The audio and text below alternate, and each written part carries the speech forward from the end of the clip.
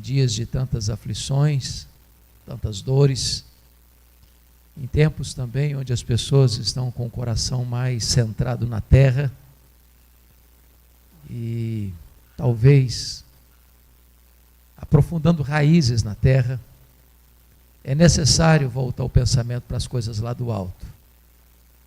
Pensar um pouco sobre o céu, pensar um pouco sobre a segunda vinda de Cristo, pensar um pouco que a igreja que seremos deve ensinar a igreja que somos. A igreja triunfante deve ensinar a igreja militante.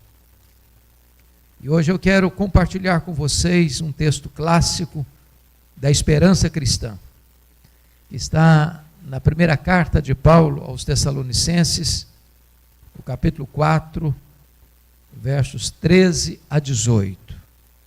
Peço que você abra sua Bíblia comigo nesta passagem.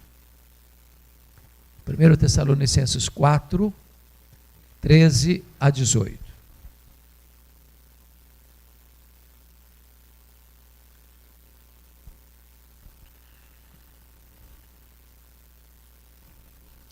O apóstolo Paulo escreve assim: não queremos, porém, irmãos, que sejais ignorantes com respeito aos que dormem, para não vos entristecerdes como os demais que não têm esperança. Pois se cremos que Jesus morreu e ressuscitou, assim também Deus, mediante Jesus, trará em sua companhia os que dormem. Ora, ainda vos declaramos por palavra do Senhor isto: nós, os vivos, os que ficarmos até a vinda do Senhor, de modo algum precederemos os que dormem. Porquanto o Senhor mesmo, dada a sua palavra de ordem, ouvida a voz do arcanjo e ressoada a trombeta de Deus, descerá dos céus, e os mortos em Cristo ressuscitarão primeiro. Pois nós, os vivos, os que ficarmos, seremos arrebatados juntamente com eles entre nuvens, para o encontro do Senhor nos ares, e assim estaremos para sempre com o Senhor. Consolai-vos, pois, uns aos outros com essas palavras. Amém. O apóstolo Paulo era um missionário, um pastor, um plantador de igrejas, um teólogo. Dos 27 livros do Novo Testamento, ele escreveu 13. E na maioria das cartas que escreveu, sejam as cartas às igrejas, sejam as cartas pastorais, as escreveu, na sua maioria, para responder perguntas, para dirimir dúvidas, para trazer esclarecimento às igrejas. E este aqui é um caso clássico. Vocês sabem que Paulo plantou esta igreja de Tessalônica na sua segunda viagem missionária. Tessalônica era uma cidade muito importante, era uma capital de uma província grega, a província da Macedônia. E vocês bem sabem que os gregos dominaram o mundo no campo das ideias. Mesmo quando o mundo esteve sob o domínio de Roma, do Império Romano, Roma jamais capturou o pensamento grego ou subjugou as ideias gregas. Elas continuaram a prevalecer no mundo. E um dos pilares do pensamento grego era o chamado dualismo. Para os gregos, a matéria que você pega, tange, toca, vê, apalpa, era essencialmente má. O espírito, imaterial e intangível, invisível, era essencialmente bom. Sendo assim, os gregos não acreditavam em 3 doutrinas essenciais da nossa fé. Eles não acreditavam na criação. Eles não podiam entender que Deus, sendo bom, pudesse criar a matéria que para eles era má. Eles não podiam acreditar na encarnação, porque na cabeça deles, se Jesus tinha um corpo físico, material, e ele tinha, e se para eles a matéria era essencialmente má, ele não podia ser essencialmente bom. Então negavam a divindade de Cristo. Mas eles também não acreditavam na ressurreição. Porque para a cabeça do grego, a morte libertava a alma imaterial, espiritual, do cárcere do corpo, que é físico e material. Então, para os gregos, a morte era uma espécie de libertação da alma desta prisão, chamada corpo. Na cabeça deles, ressurreição era um retrocesso, era um anticlímax. Porque era pegar esta alma que fora liberta na morte e trazê-la de volta para a prisão do corpo. Então eles não acreditavam na ressurreição. O grande problema é que o pensamento secular, o pensamento do mundo, sem esperança e sem Deus, estava entrando para dentro da igreja e influenciando o pensamento dos crentes. Quando um crente morria lá em Tessalônica, era um desespero. Porque eles não tinham esperança. E quando não tem esperança, não tem alegria. A alegria é filha da esperança. Então os crentes estavam tristes. Eles não tinham perspectiva da vida por vir, do céu, da bem-aventurança eterna. É isso que ele está dizendo no versículo 13, olha aí comigo. Não queremos, porém, irmãos, que sejais ignorantes com respeito aos que dormem, para não vos entristecerdes como os demais que não têm esperança. Então ele escreve esse texto para abrir a porta da esperança e para trazer as torrentes do consolo para aquele povo que ignorava as verdades sublimes da palavra de Deus, por influência do pensamento grego, do pensamento secular. Mas só a guisa de introdução ainda, Paulo tratou do mesmo problema numa outra cidade grega, uma igreja que ele plantou também, a igreja de Corinto. E Corinto também era uma capital de uma outra província grega, a província de Acaia. E lá na primeira carta aos Coríntios, no capítulo 15, Paulo precisa usar o mais longo texto da Bíblia sobre esta matéria, a ressurreição, para esclarecer o mesmo problema. Qual era o problema lá? 1 Coríntios 15, 12 diz assim: ora, se é corrente pregar-se que Cristo ressuscitou dentre os mortos, como, pois, afirmam alguns dentre vós que não há ressurreição de mortos? O que está acontecendo aqui? Não são todos os membros da igreja, mas existem alguns dentre vós, alguns membros da igreja, influenciados pelo pensamento grego, estavam dizendo o seguinte: olha, Jesus ressuscitou, as evidências são muito robustas, mas nós não cremos que os mortos vão ressuscitar. Aí Paulo precisa escrever esse mais longo capítulo da Bíblia para dizer o seguinte para eles: olha, gente, não dá para você aceitar metade do pacote e rejeitar a outra metade do pacote. Se os crentes não ressuscitam, então Cristo não ressuscitou. E se Cristo não ressuscitou, é vã a nossa pregação, é vã a vossa fé. Os que morreram em Cristo pereceram. Então não há redenção. Então nós somos falsas testemunhas de Deus. Então nós somos os mais infelizes de todos os homens. Mas de fato Cristo ressuscitou dentre os mortos, sendo Ele as primícias dos que dormem. Voltando então para o texto de Tessalonicenses, Paulo vai dizer o seguinte: não queremos, porém, irmãos, que sejais ignorantes com respeito aos que dormem. Preste atenção nessa figura. Os que dormem. A pergunta que eu faço é essa: o que é que dorme na morte? É o corpo ou é a alma? E a resposta categórica é o corpo, claro. A alma não dorme. A alma não fica inconsciente. Quando um crente morre, diz a Bíblia, o espírito, a alma é imediatamente aperfeiçoado para entrar na glória. já começa a desfrutar da glória imediatamente, a reinar com Cristo imediatamente. Mas por que ele usa essa metáfora, essa figura do dormir para quem morre em Cristo? Por duas razões. Primeiro, quem dorme está descansando. O que é morrer para um crente? Apocalipse 14, 13 diz: bem-aventurados aqueles que desde agora morrem no Senhor, para que descansem das suas fadigas. Então, quando um crente morre, o corpo, tantas vezes surrado pela doença, está o quê? Descansando. Segundo, por que ele usa a figura do dormir? Porque quem dorme vai acordar. Se não acorda, não dormiu, morreu. O que Paulo quer dizer com essa figura?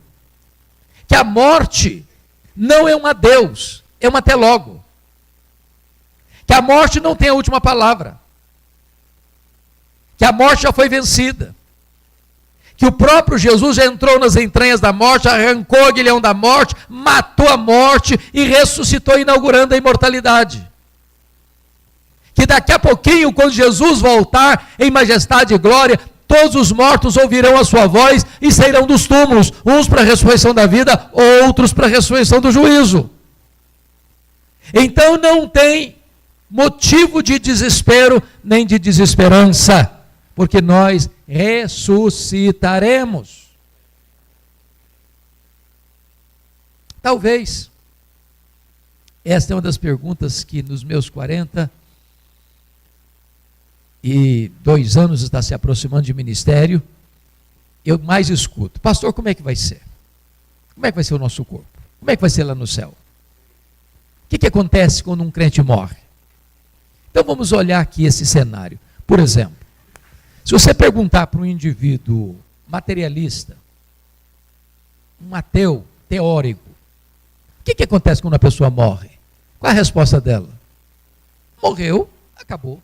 Começou a matéria, não tem mais nada, morreu, acabou. Tem esperança nisso? Não tem. Se você perguntar para uma pessoa que subscreve a teologia romana, o que acontece com uma pessoa quando uma pessoa morre? Ela vai responder assim: bom, a pessoa não era tão boa para ir direto para o céu, não era tão má para ir direto para o inferno, ela vai para um purgatório. Fica sofrendo, talvez 1 ano, 10 anos, pecados, para entrar no paraíso. Tem esperança nisso? Não tem. Se você perguntar para um espiritualista, o que acontece quando uma pessoa morre? Ele vai dizer para você: olha, morreu, desencarna, reencarna, desencarna, reencarna, desencarna, reencarna, num processo ad infinito. Tem esperança nisso? Não tem. Se você perguntar para uma outra vertente teológica assim, o que acontece quando uma pessoa morre? Ele vai dizer o seguinte: morreu, a alma fica dormindo, inconsciente.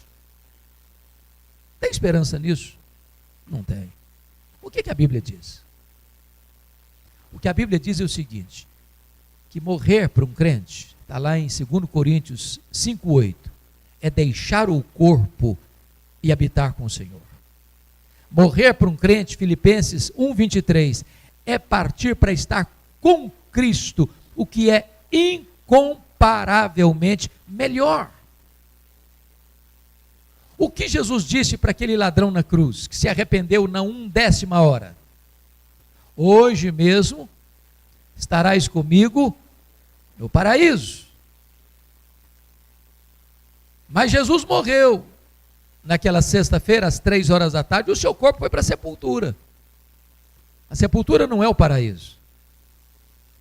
Qual foi a 7ª palavra de Jesus na cruz? A última palavra: Pai, nas tuas mãos entrego o meu espírito. Então morrer para um crente é deixar o corpo para habitar com o Senhor, para estar com Cristo. Isso é incomparavelmente melhor. É estar no céu, na casa do Pai, no paraíso, no seio de Abraão, na Nova Jerusalém, nesta realidade bendita de bem-aventurança eterna. Mas as pessoas perguntam assim: será que nós vamos nos conhecer no céu? Será que vamos? E a resposta óbvia é: claro que vamos. É óbvio. Aqui nós conhecemos em parte. Lá conhecemos. Aqui nós temos de forma nublada, um espelho embaçado, mas lá veremos face a face. O céu não é retrocesso, é glorificação. Só pense comigo nisso. Você já imaginou você viver com alguém eternamente sem saber quem ela é? Faz sentido isso?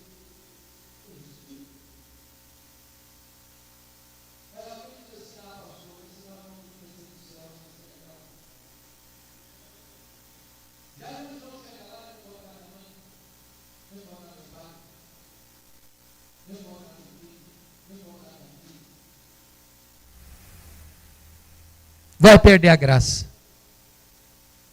Me permita dizer isso a você. A Bíblia diz que Deus vai enxugar dos nossos olhos toda lágrima. Não vai ter no céu qualquer nesga, sombra de tristeza. Todas as memórias que podem trazer tristeza serão banidas do céu. A alegria vai ser plena, a felicidade vai ser eterna. Agora, é importante dizer que lá no céu não vamos ter algumas coisas que as pessoas às vezes imaginam. Por exemplo, quando você vai a um funeral de uma pessoa já mais idosa, 50 anos de casados, por exemplo, aí vai o homem, porque os homens, via de regra, são mais apressados e gostam de ir na frente.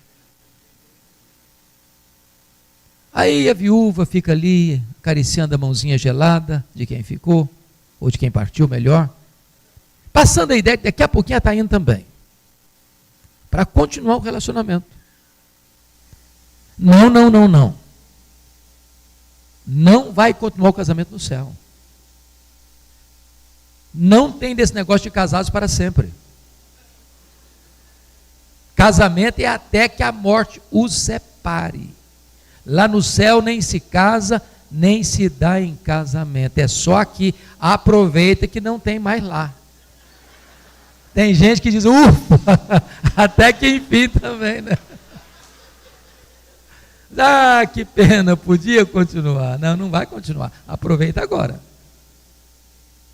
Segundo, lá no céu nós não seremos uma família nuclear. O que é isso? O que é uma família nuclear? É marido, é esposa e filhos. Os demais são parentes. Em outras palavras, lá no céu você não vai amar mais quem foi aqui, seu marido, sua mulher, seus filhos, seus pais, seus irmãos, seus avós, que você vai amar Abraão, Isaque, Jacó, Elias, Eliseu, Pedro, Paulo, João. Lá nós seremos uma só família, remida e lavada no sangue do Cordeiro. Mas alguém pergunta ainda, pastor, como é que vai ser no céu? Imagine você comigo. Aquele bebê que está sendo gerado no ventre da mãe. Houve um problema na gravidez. Aconteceu um aborto. Vai ser um feto glorificado no céu? Ou imagina um bebê que acabou de nascer e morreu. Vai ser um bebezinho recém-nascido glorificado no céu? Ou imagine você uma pessoa que tem um defeito físico de nascimento, ou que um acidente na vida levou a amputar um membro do seu corpo. Vai ser uma pessoa defeituosa fisicamente, mesmo com um corpo glorificado no céu?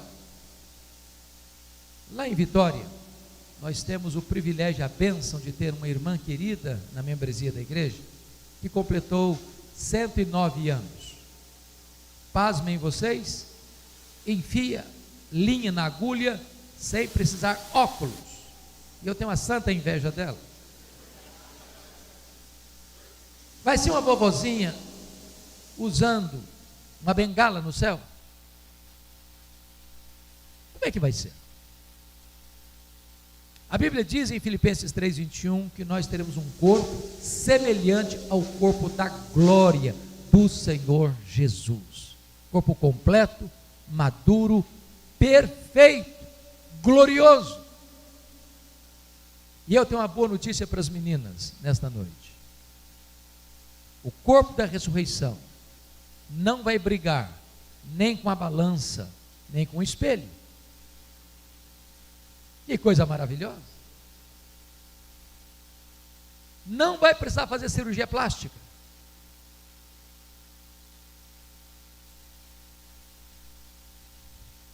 Bom, alguém pode perguntar, mas isso é especulação? Não. Eu não preciso especular. Eu não preciso cogitar. Não se trata aqui de um pensamento de um teólogo, de um exegeta bíblico. Não é uma corrente teológica formada por um concílio.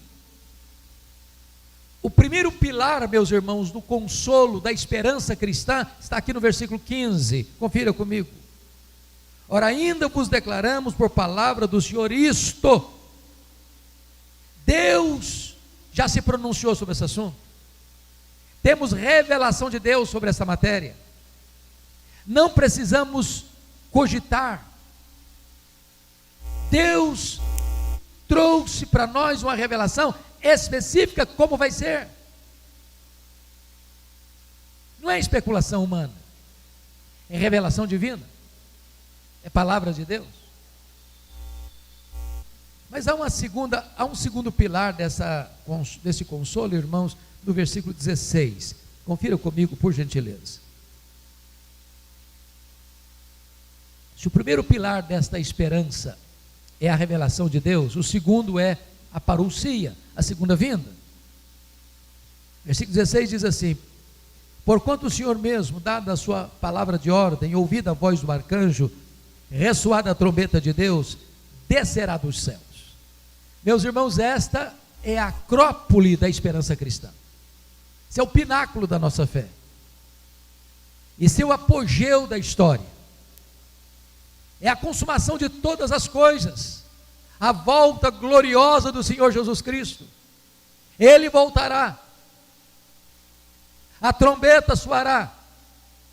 Ele descerá dos céus. Ele se assentará no trono. Ele estabelecerá o seu reino de glória para sempre. Ele reinará pelos séculos dos séculos. Essa é uma verdade magna que deve trazer esperança para a nossa vida. Mas a pergunta é: como Jesus voltará? Atos 1:11, quando Jesus está ascendendo aos céus lá no Monte das Oliveiras, e os galileus estão olhando para as alturas, vendo Jesus transpor as nuvens, descem dois anjos e perguntam para eles assim: varões galileus, por que estáis olhando para as alturas? Esse mesmo Jesus que viste subir, assim descerá dos céus. Em outras palavras, a segunda vinda de Cristo será pessoal. Ele não mandará um embaixador, Ele não mandará Miguel, Ele não mandará Gabriel, Ele não mandará um querubim, Ele não mandará um serafim, Ele não mandará um representante. Ele pessoalmente virá com grande majestade e glória para buscar a sua igreja. Segundo, Apocalipse 1:7 diz que todo olho verá, até aqueles que o traspassaram. A segunda vinda de Cristo será visível, pública, notória, verificável. Não haverá nenhum evento na história mais público do que a segunda vinda de Cristo, nos desertos mais quentes, nas montanhas mais geladas, nas cavernas mais escuras. Ninguém ficará fora desta visão gloriosa da segunda vinda de Cristo, até aqueles que o traspassaram. Sabe o que significa isso?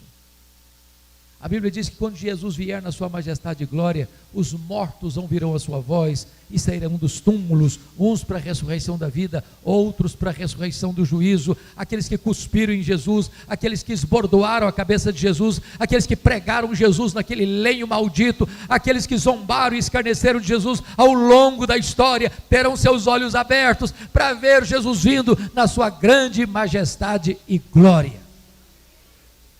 Terceiro, a segunda vinda de Cristo será audível. O versículo 16 é notório quanto a isso.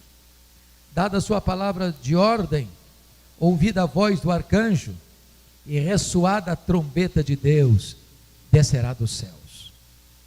Se a vinda de Cristo será o ato mais público, a segunda vinda de Cristo será o ato mais sonoro da história.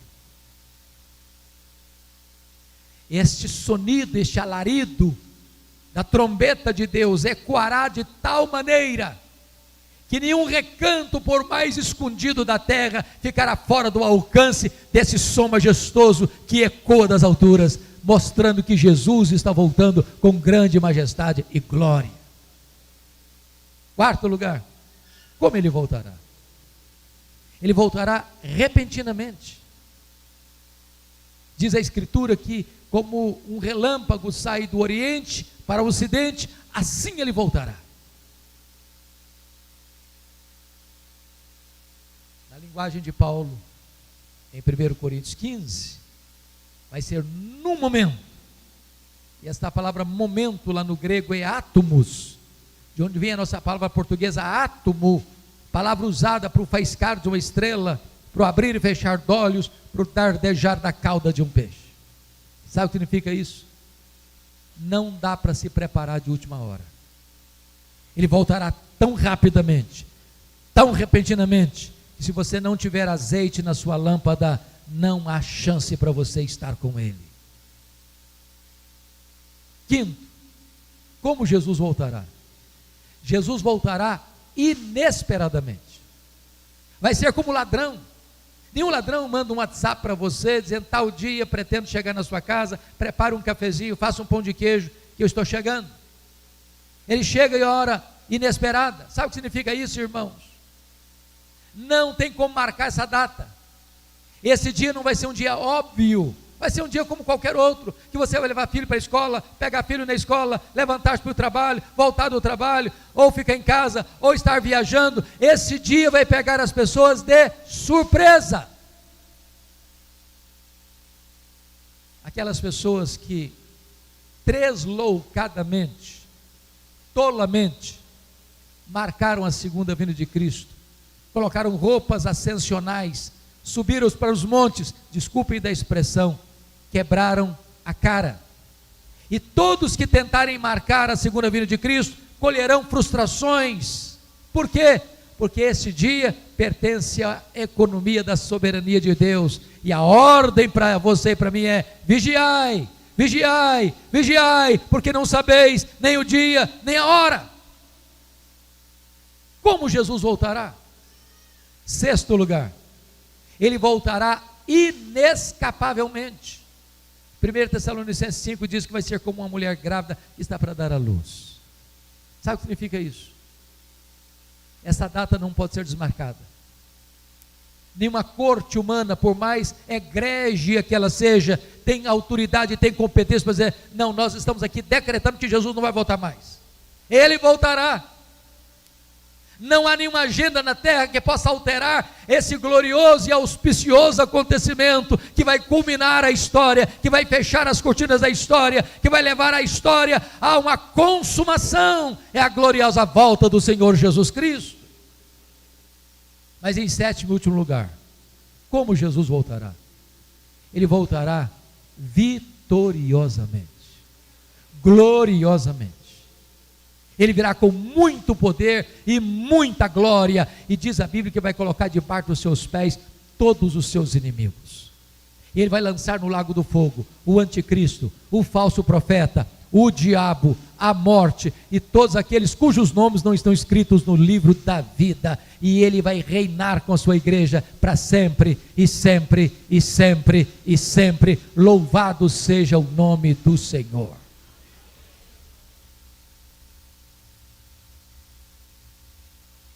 A questão é, você está preparado? A Bíblia diz que os filhos da luz não devem ser pegos de surpresa, porque os filhos da luz estão aguardando e apressando o dia do Senhor. Como perguntaram para John Wesley, o que você gostaria de fazer quando Jesus voltar? Ele respondeu, eu gostaria de estar fazendo o que eu faço todo dia.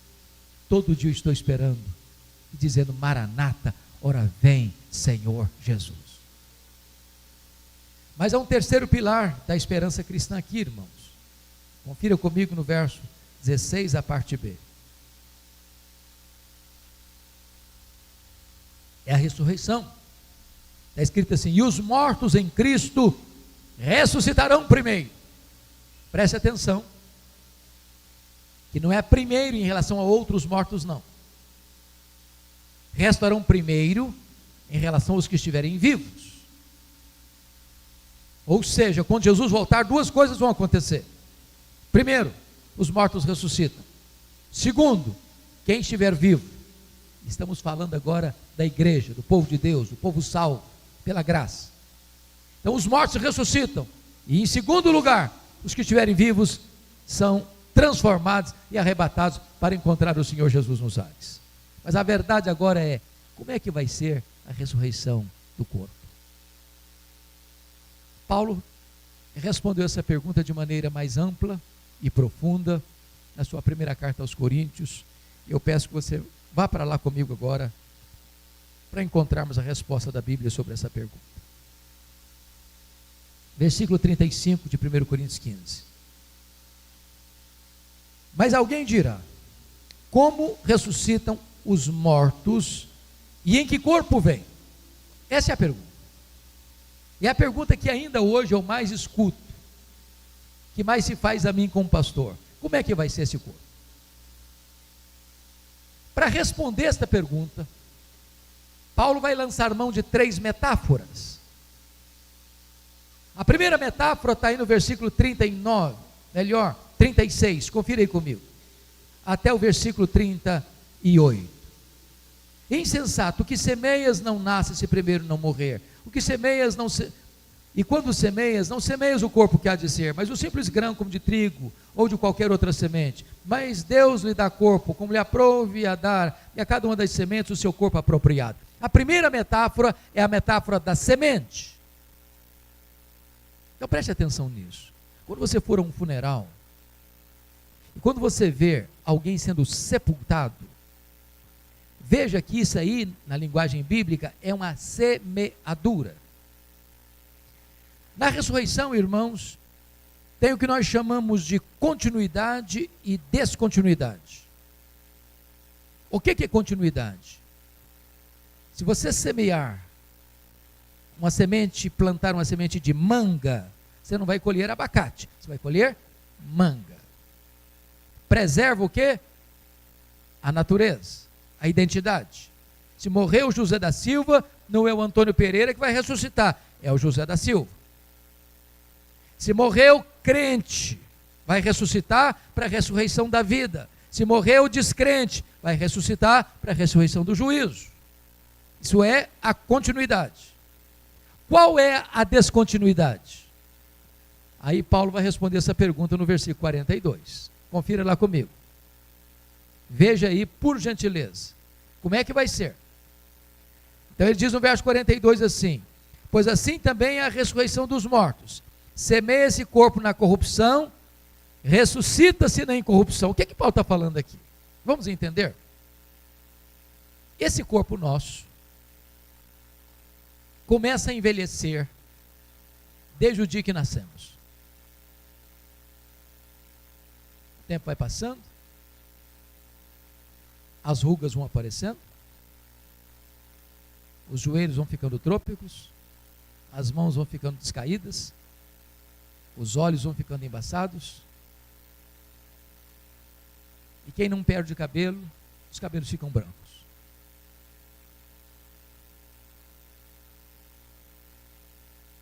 Isso é incontornável. Não tem como driblar isso. Eu sei que as meninas mais espertas do que os homens driblam melhor isso com um bom cosmético. Às vezes acorda-se de manhã, é um caos. Põe um bom cosmético, vira um cosmos. Daqui a pouquinho uma boa cirurgia plástica ajuda muito. Mas chega uma hora que, ainda que Pitangui ressuscitasse dentre os mortos, já não tem mais jeito de recuperar. Esse corpo fica velho, esse corpo fica cansado, esse corpo fica enrugado, esse corpo fica doente, esse corpo fica caquético, esse corpo morre. Aí você semeia essa semente corruptível. O que vai brotar da sepultura no dia da ressurreição é um corpo incorruptível. Sabe o que significa isso? Nunca vai ficar velho, nunca vai ficar enrugado, nunca vai ficar estressado, nunca vai ficar cansado, nunca vai ficar doente, nunca vai ter defeito, jamais, eternamente perfeito. Louvado seja o Senhor. Este é o corpo da ressurreição. Olha o verso 42 ainda. Ele diz o seguinte: semeia-se em desonra, ressuscita em glória. Ô irmãos, nós pastores que estamos aqui, me permita fazer uma consulta. Quantos pastores nós temos no auditório? Levanta a mão os pastores. Louvado seja Deus. Vários pastores. Na nossa lida pastoral, temos que visitar ovelhas queridas, que às vezes estão em um estado tão crítico de saúde. Lá em Vitória, nós tivemos uma ovelha muito amada, que ficou 14 anos em coma. 14 anos. Eu já visitei ovelhas que a doença foi tão severa, o tratamento foi tão pesado, que o corpo foi encolhendo, murchando, ficou pele e osso, maltratado pela doença, pela dor, pelos medicamentos pesados. Quando nós fizemos aquela semeadura, quando se lançou aquele corpo na sepultura, aquele corpo estava desonrado pela enfermidade, pelo sofrimento. Mas o corpo que vai brotar, diz a Bíblia, é um corpo glorioso. Glorioso. Daniel 12 diz que vai brilhar como o sol no seu fulgor. Como aquele corpo glorioso de Jesus, lá na ilha de Pátimos, João, o mais próximo discípulo de Jesus, quando vê Jesus com seu corpo de glória, os cabelos brancos como a neve, os olhos como chamas de fogo, as mãos segurando a igreja, a voz como voz de muitas águas, os pés como de bronze polido, o rosto brilhando como o sol no firmamento, João caiu como morto aos seus pés. Assim será o nosso corpo de glória, o corpo da ressurreição. Versículo 43, semeia-se em fraqueza, ressuscita-se em poder. Meus irmãos, o nosso corpo é muito interessante, o ser humano é muito interessante. Sabe por quê? Esse dia eu estava pensando, pastor Gilberto, eu fui criado na roça, lá no campo, e já vi os bezerrinhos nascer lá no pasto, e aí o bezerrinho nasce meio troncho, meio capenga, daqui a pouquinho se apruma, daqui a pouquinho já está mamando, daqui a pouquinho já está correndo, e assim são com os outros animais. Aí nasce um bebê. Primeiro dia ele é totalmente dependente, primeiro mês ele é totalmente dependente, no segundo mês totalmente dependente, no sexto mês é totalmente dependente, e no primeiro ano ele é totalmente dependente. Mas daqui a pouquinho começa a crescer, vira um garotinho esperto, um adolescente assim, jeitoso, aí um jovem com os músculos tonificados, daqui a pouquinho ele é um atleta, daqui a pouquinho também a cabeça manda, o corpo já não vai mais. Daqui a pouquinho os passos ficam mais lentos, daqui a pouquinho começa a se arrastar, daqui a pouquinho uma muleta, daqui a pouquinho uma cadeira de rodas, daqui a pouquinho uma maca, daqui a pouquinho é só fraqueza. Mas o corpo que vai ressuscitar é um corpo poderoso, poderoso. Com esse corpo poderoso que Jesus ressuscitou, como primícias dos que dormem, ele entrava numa casa fechada sem precisar abrir a porta. Ele saía aqui de Jerusalém, aparecia lá na Galileia, 153 quilômetros, sem precisar percorrer o trecho. Com esse corpo de glória, ele subiu aos céus, entre nuvens, corpo poderoso.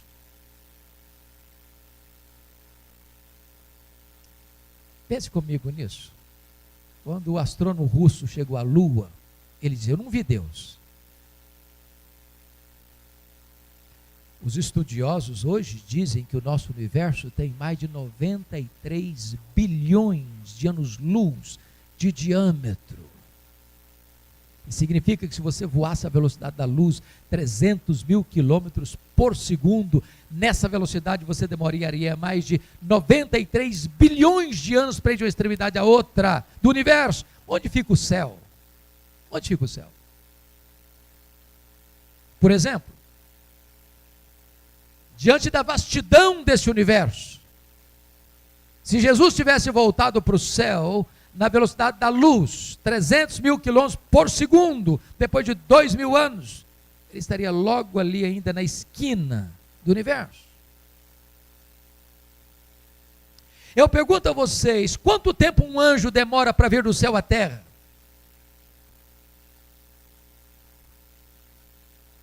A Bíblia diz que nós seremos como os anjos, não no sentido que não teremos um corpo, mas no sentido de que viveremos uma outra dimensão.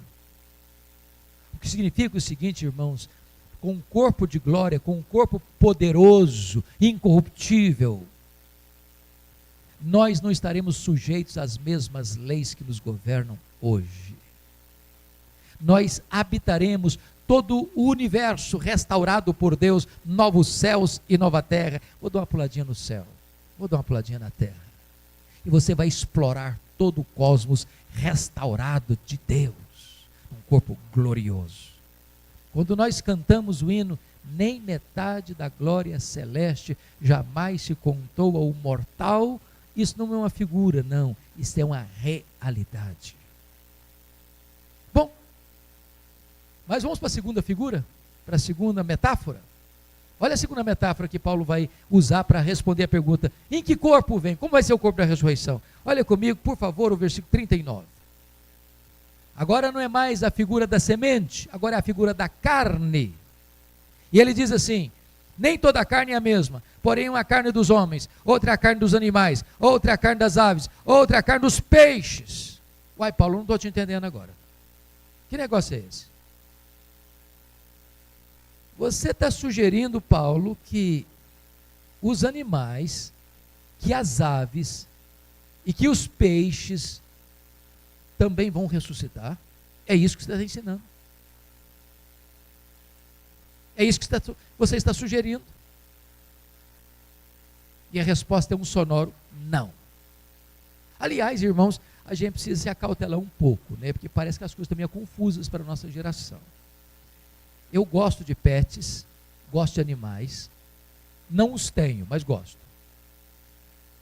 E quem tem, trate de cuidar bem. A Bíblia ensina isso. Agora, tem gente passando das contas. Tem gente dando nome de gente a animal. Há pouco tempo, uma pessoa chegou na casa e a mulher disse: Marcelo, Marcelo. Aí está pensando que é o marido ou um filho. Não, era o cachorrinho da família. Eu acho que o marido chamava Totó, porque o cachorrinho chamava Marcelo. Desculpem se tem Marcelo no auditório.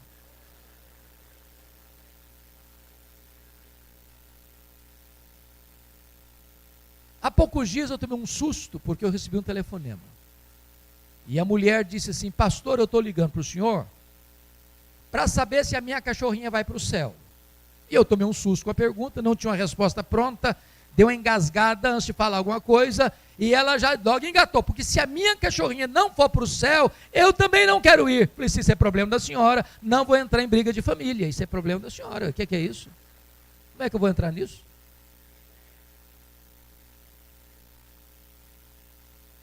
Ô gente, a coisa está complicada. Tem gente dormindo com cachorro. Tem gente registrando em cartório que o cachorro é filho. E eu estava aguardando um voo, uma conexão de um voo internacional, e eu fiquei muito impressionado com o que vi. Estou sentadinho no portão já de embarque, quando se aproxima um casal. Aliás, um casal muito bonito, um cachorro bonito. Porque hoje tem hora que você embarca e uma pessoa senta do seu lado com um cachorro enorme. Você tem que conviver com o cachorro do seu lado a noite inteira. Mas aí o rapaz chegou com a moça, com o cachorro, tudo bem. Aí o rapaz disse assim para a moça: fica aqui um pouquinho que eu vou comprar uma Coca-Cola. O barzinho da Coca-Cola ficava a uns 10 metros distante. Quando o rapaz saiu, a moça deu um beijo na boca do cachorro, cinematográfico. E eu olhei e falei: meu Deus, mas que mau gosto, meu senhor. Não é possível. Pasmem vocês, há poucos dias um pastor presbiteriano calvinista, reformado, vai fazer um casamento de 2 ovelhas, membros da igreja. Sabe qual foi a daminha que levou a aliança no altar? A cachorrinha da família. Ah, tenha paciência, tenha paciência.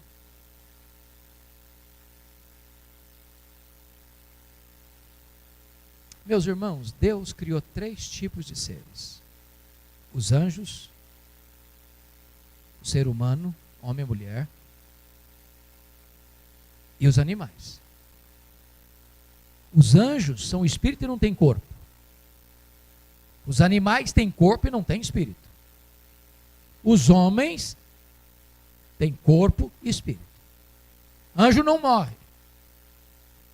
Animal morre e acabou.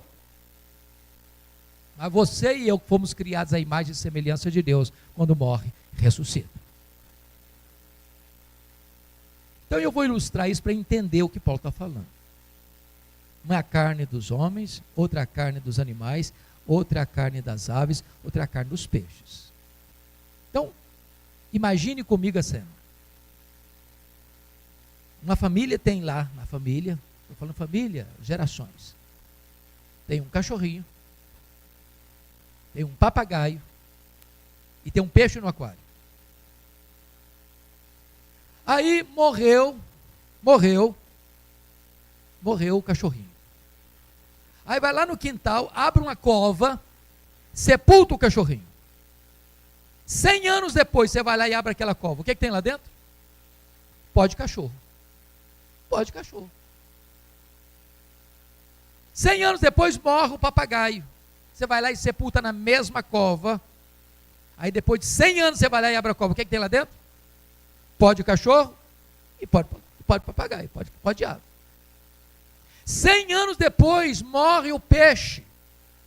Você vai lá e sepulta na mesma cova. 100 anos depois você vai lá e abre a cova. O que tem lá dentro? Pó de cachorro, pó de papagaio, pó de peixe. 100 anos depois morre alguém da família. Vai lá e sepulta na mesma cova. 100 anos depois você vai lá e abre a mesma cova. O que tem lá dentro?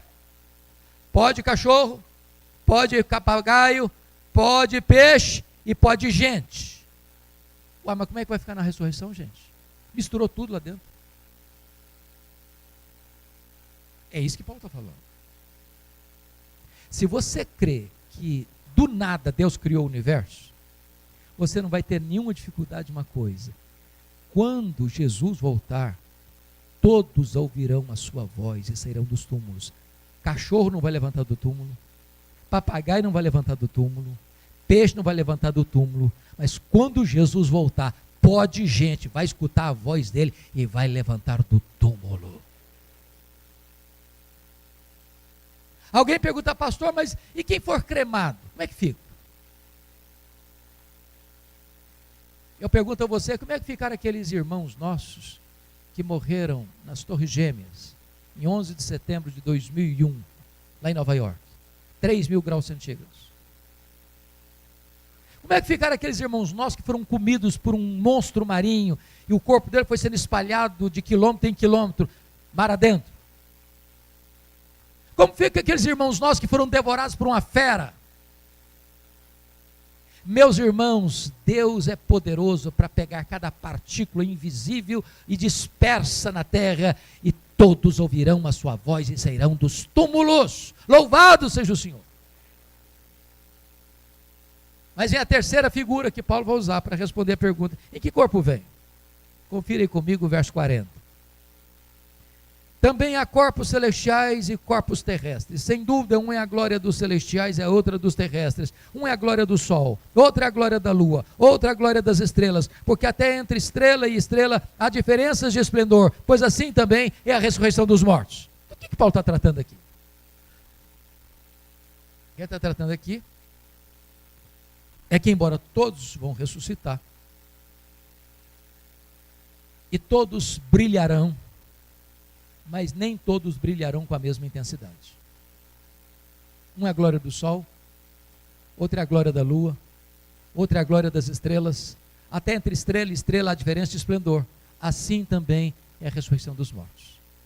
Daniel 12:2 diz que aqueles que a muitos conduzirem à justiça brilharão como o sol no seu fulgor. Talvez, pastores, Paulo esteja tratando aquilo que ele chamou de galardão. Talvez o que ele está falando aqui é aquilo que ele ensinou lá em 1 Coríntios 3, de 11 a 15. Ninguém pode lançar outro fundamento além daquele que já foi posto, o qual é Cristo Jesus. Eu, como prudente construtor, lancei o fundamento e construí sobre ele. Outros constroem sobre o fundamento, que já foi posto, que é Cristo Jesus, com material imperecível, como pedras preciosas, como ouro, como prata. Outros constroem sobre o fundamento com materiais perecíveis, como madeira, palha e feno. O fogo provará a obra de cada um. Se aquela obra provada pelo fogo suportar as chamas do fogo e prevalecer, esse receberá galardão. Mas se a obra de alguém perecer, esse entrará no céu, como que através do fogo. Eu acho que tem crente que vai entrar no céu com cheiro de fumaça.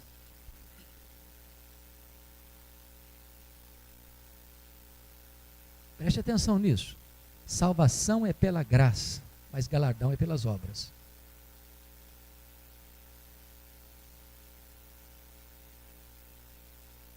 Eu acho que tem crente que vai entrar no céu assim meio lusco-fusco.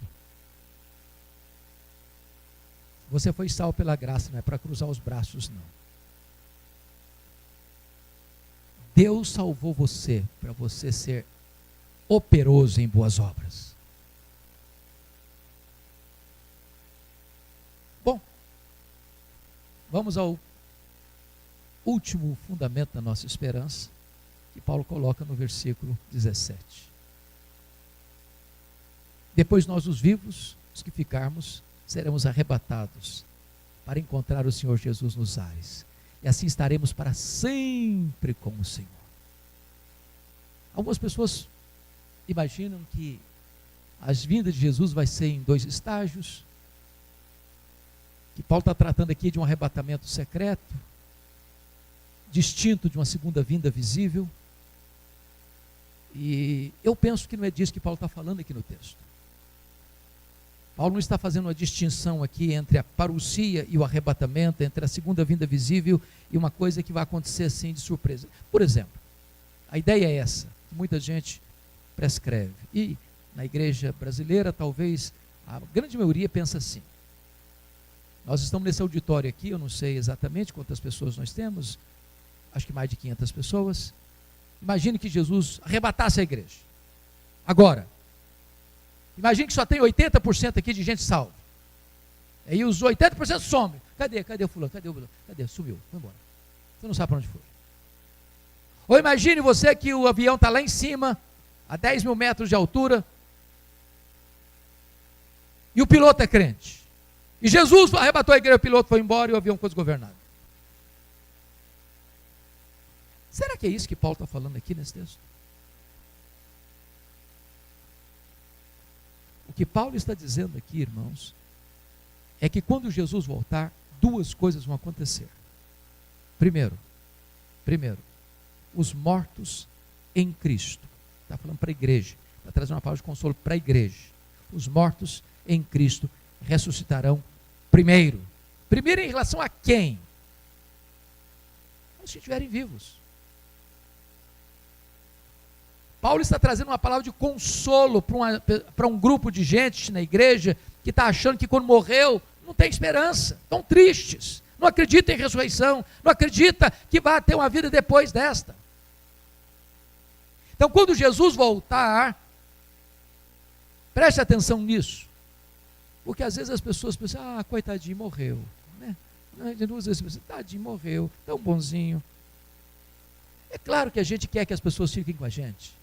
Nós amamos a vida, valorizamos a vida, mas nós não podemos usar a expressão tadinho, morreu não. Sabe por quê? Morrer para um crente não é uma tragédia, morrer para um crente não é um fracasso, morrer para um crente não é um anticlímax, morrer para um crente é lucro,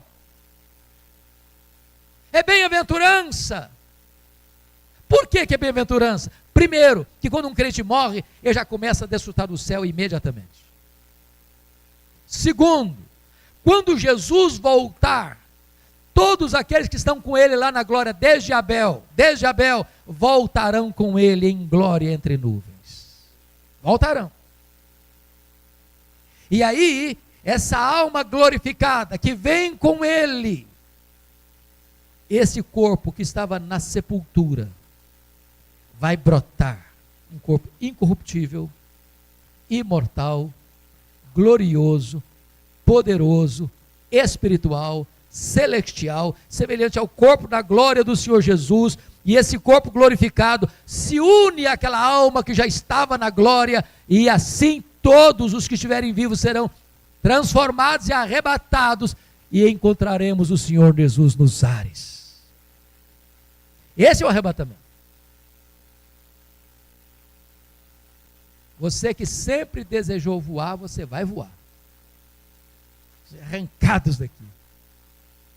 Agora, olha como termina o texto.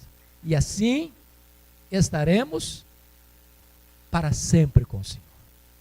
Não tem mais despedida, não tem mais até logo, não tem mais adeus, não tem mais saudade.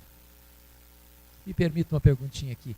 Quantos aqui no auditório têm parentes achegados, que moram fora do Brasil? Levanta a mão. Como é que você se comunica com eles?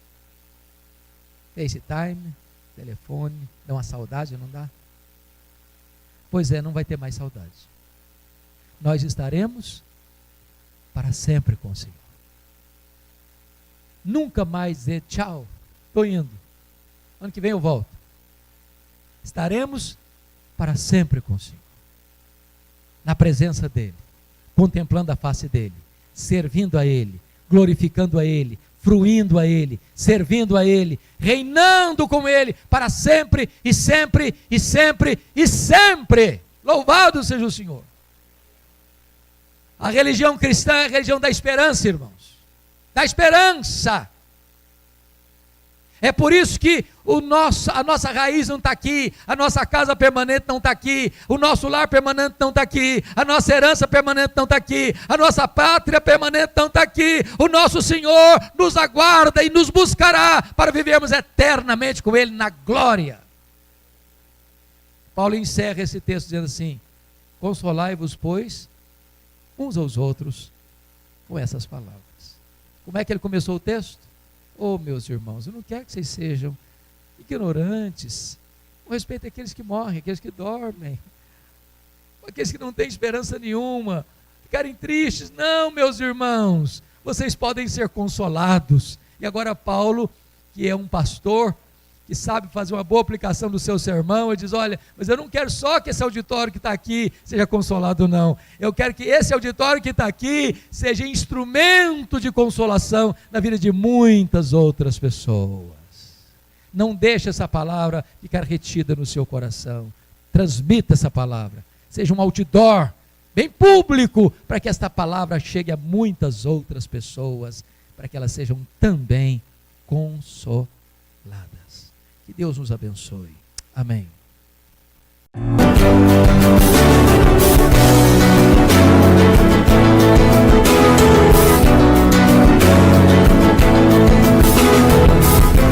Palavra da Verdade, com Hernandes Dias Lopes. Palavra da Verdade, com Hernandes Dias Lopes. Meus irmãos, minhas irmãs, que bênção estar aqui com vocês, nessa linda igreja viva do Senhor Jesus Cristo. Abra sua Bíblia comigo, por favor, no Evangelho de Cristo, conforme o relato de João, no capítulo 21. Evangelho, segundo o registro de João, capítulo 21, versos de 1 a 19. De 1 a 19.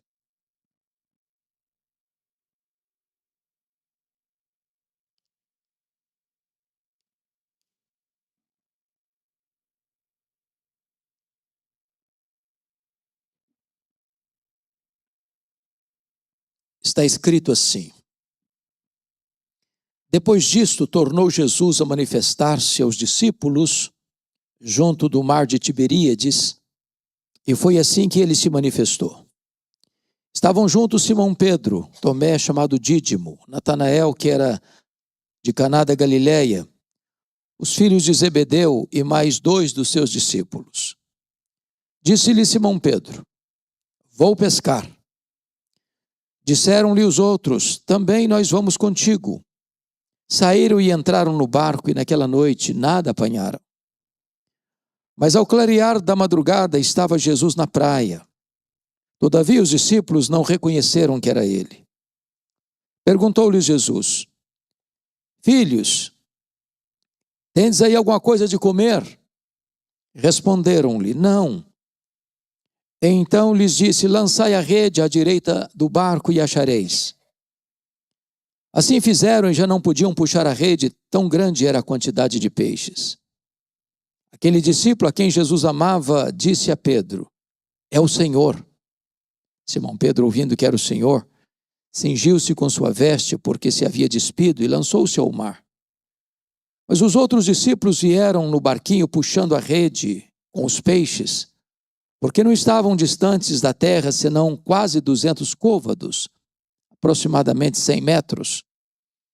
Ao saltarem em terra, viram ali umas brasas e em cima peixes, e havia também pão. Disse-lhes Jesus: trazei alguns dos peixes que acabastes de apanhar. Simão Pedro entrou no barco e arrastou a rede para a terra, cheia de 153 grandes peixes. E não obstante serem tantos, a rede não se rompeu.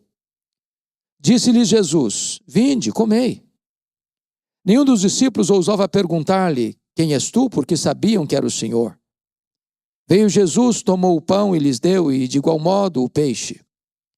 Já era esta a 3ª vez que Jesus se manifestava aos discípulos, depois de ressuscitado dentre os mortos. Depois de terem comido, perguntou Jesus a Simão Pedro: Simão, filho de João, amas-me mais do que estes outros? Ele respondeu: Senhor, sim, Senhor, tu sabes que te amo. Ele lhe disse: apacenta os meus cordeiros. Tornou a perguntar-lhe pela 2ª vez: Simão, filho de João, tu me amas? Ele lhe respondeu: sim, Senhor, tu sabes que te amo. Jesus lhe disse: pastorei as minhas ovelhas. Pela 3ª vez Jesus lhe perguntou: Simão, filho de João, tu me amas? Pedro entristeceu-se por ele lhe ter dito pela 3ª vez: tu me amas? E respondeu-lhe: Senhor, tu sabes todas as coisas, tu sabes que eu te amo. Jesus lhe disse: apacenta as minhas ovelhas. Em verdade te digo que quando eras mais moço, tu te cingias a ti mesmo e andavas por onde querias. Quando, porém, fores velho, estenderás as mãos, e outro te cingirá e te levará para onde não queres. Disse isso para significar com que gênero de morte Pedro havia de glorificar a Deus. Depois de assim falar, acrescentou-lhe: segue-me. Até aqui. Eu quero pedir permissão a vocês para só voltar nesse texto já no final da minha fala. Meu propósito nesta noite é apresentar a vocês o apóstolo Pedro. Quem é este homem? Que foi um discípulo de Jesus, que foi um apóstolo de Jesus, que pregava e os corações se derretiam, que orava pelos enfermos e eles eram curados. Quem é este homem que abriu a porta do evangelho para judeus e gentios? Este homem talvez é o maior emblema de quem é o ser humano. Este homem era filho de João, irmão de André, que nasceu em Betsaida, casado, pescador, empresário de pesca, que viveu e trabalhou ao longo da sua vida ao redor deste lago, deste mar chamado Mar da Galileia, encurralado pelas montanhas de Golã, pelas montanhas da Galileia. Quem é este homem? Este homem é um símbolo da nossa natureza controvertida, complexa, difícil de entender. Um homem de muitos avanços e recuos, de muitas escaladas e muitas quedas. Um homem que tinha uma precisão claríssima de quem era Jesus. Quando Jesus pergunta, e vós, quem dizeis que eu sou? Ele responde pelo grupo, tu és o Cristo, o Filho do Deus vivo. Para em seguida reprovar Jesus. E Jesus olhar para ele e dizer, arreda Satanás, não cogita das coisas de Deus, apenas das coisas dos homens. Este homem capaz de uma fé robusta, a ponto de dizer para Jesus, se és tu, Senhor, manda-me ir ter contigo por sobre as águas. E Jesus diz, vem, Pedro.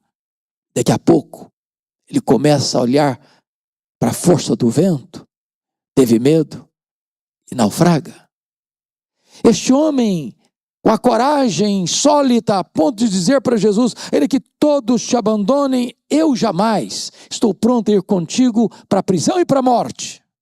Para em seguida, negar covardemente a Jesus 3 vezes. Quem é este homem? Este homem está aqui nesta noite. Este homem mora debaixo da nossa pele. O sangue deste homem corre em nossas veias. O coração deste homem bate em nosso peito. Você e eu somos Pedro. E o milagre que Jesus fez na vida de Pedro pode fazer nesta noite, na sua vida, na minha vida, na nossa vida.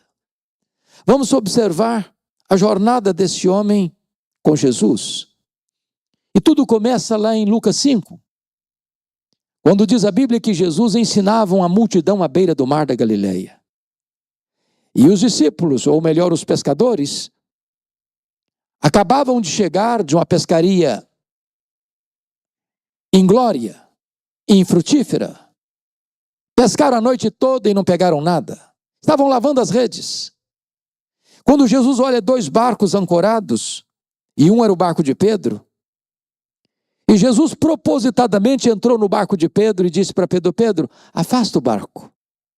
E Jesus transforma aquele barco num púlpito e transforma a água no veículo da sua voz. E dali ele ensina a grande multidão.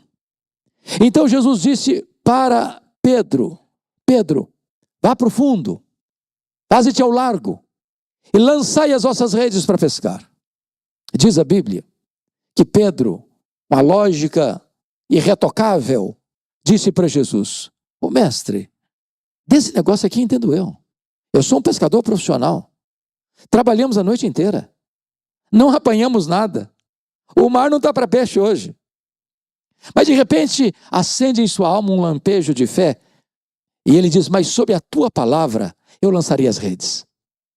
E quando ele lança as redes, um cardume começa a pular nas redes. As redes começam a se romper.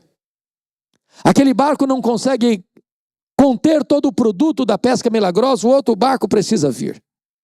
Quando Pedro percebe que não está apenas diante de uma noite de sorte, ou de uma pescaria extraordinária, mas de um milagre insólito, ele larga para lá o barco, ele larga para lá as redes, ele vai na direção de Jesus, se prostra e diz, Senhor, afasta-te de mim, vai embora de mim, arreda-te de mim, eu sou um pecador, eu não mereço estar na tua presença.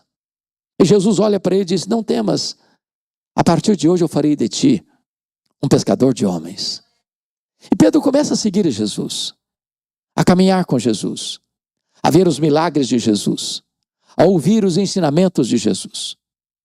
E diz a Bíblia, lá em Mateus 16, que Jesus está agora no extremo norte de Israel, lá em Bânias, lá no sopé do Monte Hermon, lá onde nasce o Rio Jordão, lá em Cesareia de Filipe. E Jesus faz uma enquete com seus discípulos perguntando assim, quem dizem os homens ser o filho do homem? Em outras palavras, o que o povo comenta a meu respeito? E os discípulos responderam, mestre, o povo está confuso, ninguém sabe quem tu és. Uns acham que tu és João Batista, outros acham que tu és Elias, outros acham que tu és Jeremias, outros pensam que tu és alguns dos profetas. Ninguém acertou. Então Jesus pergunta para eles: e vós, quem dizeis que eu sou?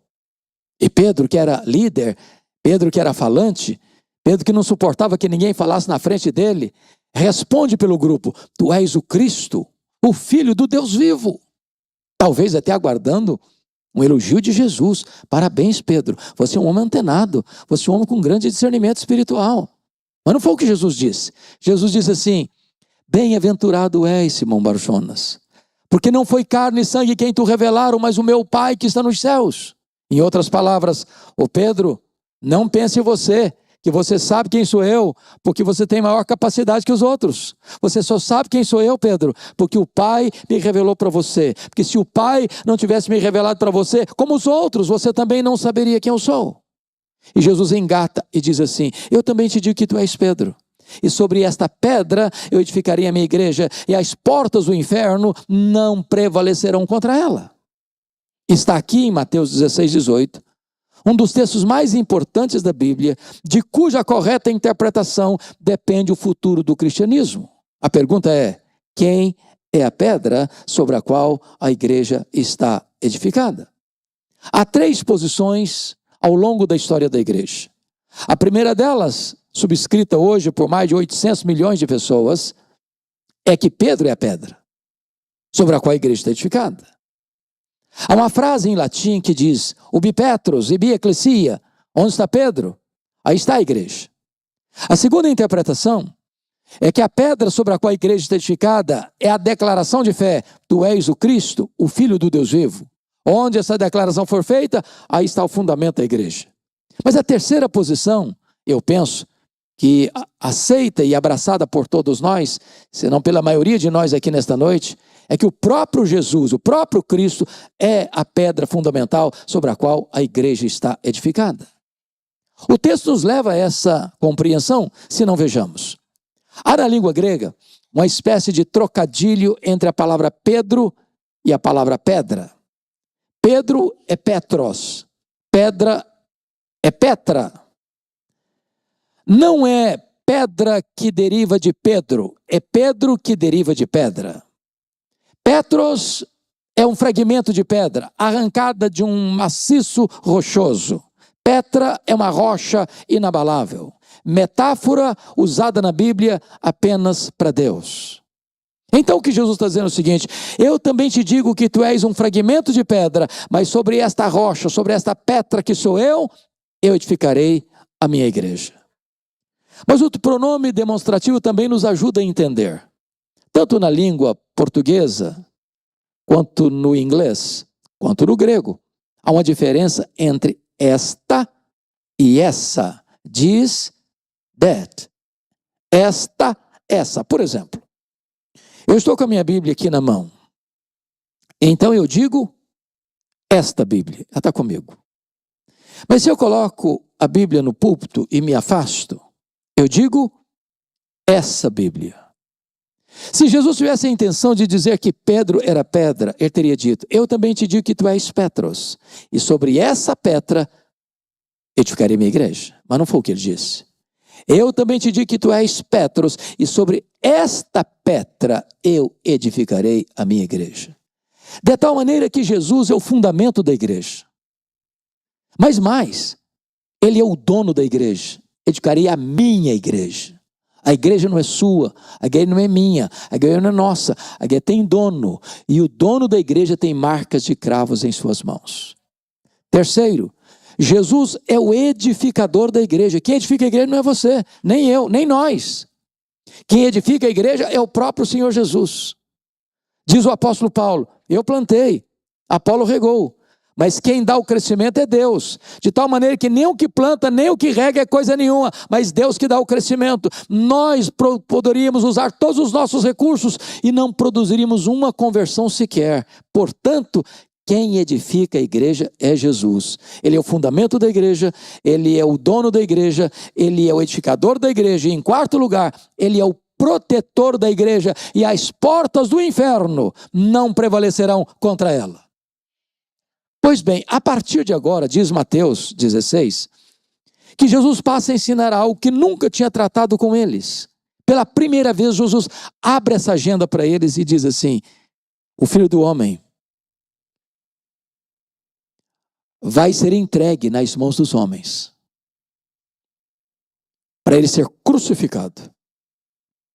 E diz a Bíblia que quando Pedro escuta isso, imediatamente depois de declarar: tu és o Cristo, o Filho do Deus vivo, diz o texto, que chama Jesus à parte. Vem cá, Jesus, vem cá.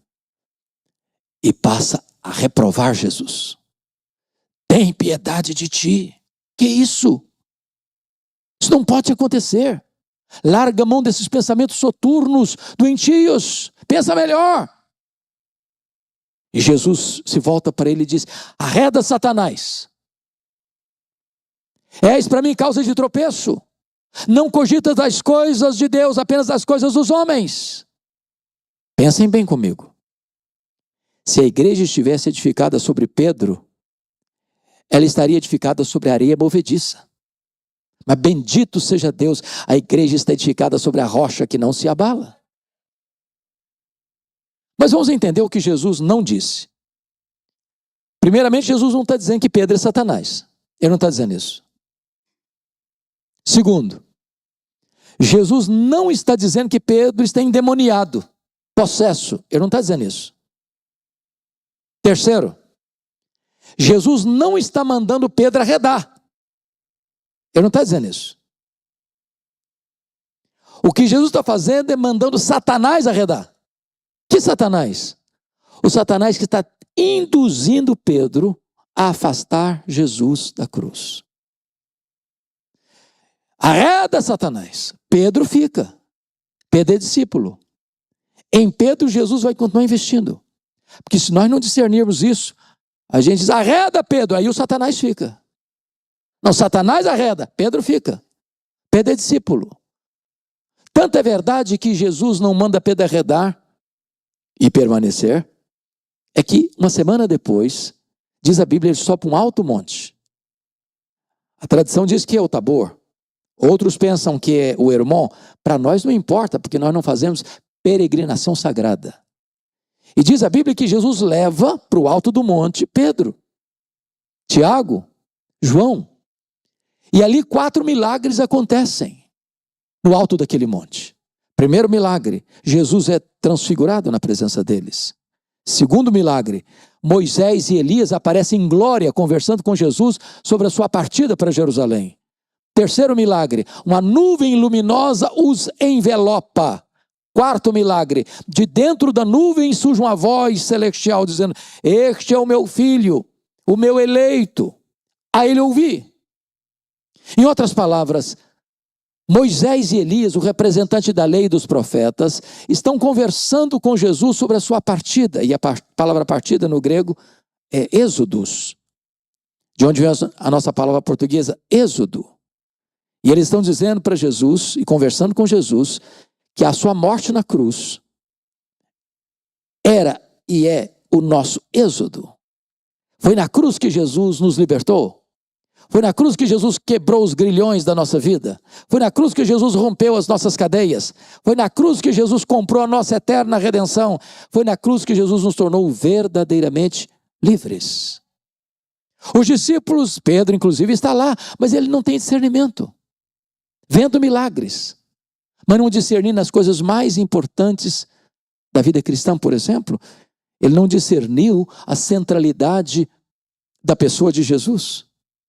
Quando ele disse assim: mestre, bom estarmos aqui, nós vamos fazer 3 tendas. Ele achava que ele estava no controle da situação. Uma vai ser tua, outra vai ser de Moisés, outra vai ser de Elias. E diz o texto que ele não sabia o que estava falando. E por que ele não sabia o que estava falando? Estava falando uma bobagem. Que bobagem! Ele estava comparando e equiparando Jesus a Moisés e a Elias, ao representante da lei e ao representante dos profetas. Mas Jesus não é apenas um grande homem entre os homens, ele é o próprio Deus entre os homens. Ele é único, ele é singular, ele é absoluto. Mas diz a Bíblia que quando eles desceram desse monte, tinha uma multidão presente e um pai aflito, com um filho único endemoniado, que tinha apresentado aos discípulos que estavam no sopé do monte, os 9 que ficaram, E diz a Bíblia que eles não puderam libertar o menino. E então diz o texto que esse pai apresenta o caso a Jesus, e Jesus solta um gemido, dizendo: ó, geração incrédula e perversa, até quando eu vos suportarei? Trazei o menino. E Jesus dá uma ordem para o menino, aliás, para os demônios que estão no menino: saia desse rapaz e nunca mais volta a ele. E o menino ficou livre, e o menino ficou liberto. E diz Lucas 9:43, que todos ficaram admirados do quanto Deus fazia por intermédio dele. Todos quem? A multidão e os discípulos inclusive. E aí Jesus percebe que os discípulos estão embarcando numa canoa furada, a mesma que ocorria lá em João 6, quando Jesus multiplicou pães e peixes. Vieram aquelas multidões para pressionar Jesus, para arrebatar Jesus e fazer dele um Messias político, um rei. E Jesus tira os discípulos de cena, manda os discípulos embarcar e ir para o outro lado, enquanto ele ficou despedindo as multidões. E Jesus percebe que mais uma vez os discípulos estão seduzidos por essa agenda. Então Lucas 9:44 diz assim: Jesus olha para os discípulos, não para a multidão, e diz: fixai nos vossos ouvidos as seguintes palavras: o Filho do Homem vai ser entregue nas mãos dos homens. O que Jesus está dizendo? O que ele está falando? O que ele está falando é o seguinte: não pensem em vocês que eu vou mudar minha agenda. Não pensem em vocês que eu vou abraçar essa proposta de ser apenas um Messias político para resolver os problemas de vocês do aqui e do agora, curar os enfermos, libertar os cativos, purificar os leprosos, ressuscitar os mortos. Não. Eu estou indo para a cruz, entendam isso. É para a cruz que eu vou, porque é lá que eu vou libertar vocês, é lá que eu vou tornar vocês verdadeiramente livres. Mas Lucas 9:45 diz que os discípulos não entenderam isso. Então eles caminham para Jerusalém. E Jesus tinha alertado que ele ia subir para Jerusalém para ser entregue nas mãos dos principais sacerdotes e escribas para ser crucificado. E diz a Bíblia que quando eles estão entrando em Jerusalém pelo Monte das Oliveiras, uma multidão o acompanha e outra multidão o espera, e eles vão distribuindo ramos e palmeiras na estrada, naquela caminhada, e gritando e cantando: Hosana, Hosana, bendito é o que vem em nome do Senhor. E Jesus vai descendo o Monte das Oliveiras, Jesus vai atravessar o Vale do Cedron, Jesus vai começar a subir a encosta do Monte Moriá. Lá está a entrada da cidade, lá está o templo, e diz o texto em Lucas que quando Jesus está entrando, a multidão canta e Jesus chora. E o termo grego é chorar convulsivamente. E por que Jesus chora? Porque Jesus percebeu que Jerusalém não aproveitou o tempo da sua visitação. Que Jerusalém era Jerusalém que matava os profetas e aqueles a quem Deus enviava. Jesus chora porque sabe que essa cidade vai rejeitá-lo. E depois que ele entra, depois de purificar o templo, ele diz para Pedro e para João: vocês vão me preparar um lugar para que eu possa comer a Páscoa com vocês. E Jesus dá todas as dicas e todas as orientações, prepara o cenáculo. Era quinta-feira à noite, a noite mais importante. Diz a Bíblia que ali estava a mesa posta para a Páscoa. E o que tinha nessa mesa? Cordeiro assado, pães sem fermento, ervas amargas, vinho, e ao lado, uma bacia com água, uma toalha. E por quê? Porque não se assentava à mesa sem lavar os pés. Por que não? Porque os calçados não eram fechados como os nossos. Porque Jerusalém está dentro de um deserto, os pés empoeirados. As mesas não eram tão altas quanto as nossas, onde você enfia o pé debaixo da mesa e esconde a sujeira dos pés. As mesas eram baixas. Você ficava firmado no seu cotovelo e seus pés ficavam bem próximos ao rosto da outra pessoa. Os discípulos não têm coragem de lavar os próprios pés, nem lavar os pés dos outros, porque isso era o papel de um escravo. E eles então, sem qualquer reflexão, se assentam à mesa primeiro, sem lavar os pés. E qual é o papo que rola na mesa? Quem de nós é o mais importante? Quem de nós é o maior? Quem de nós vai ter maior projeção no reino?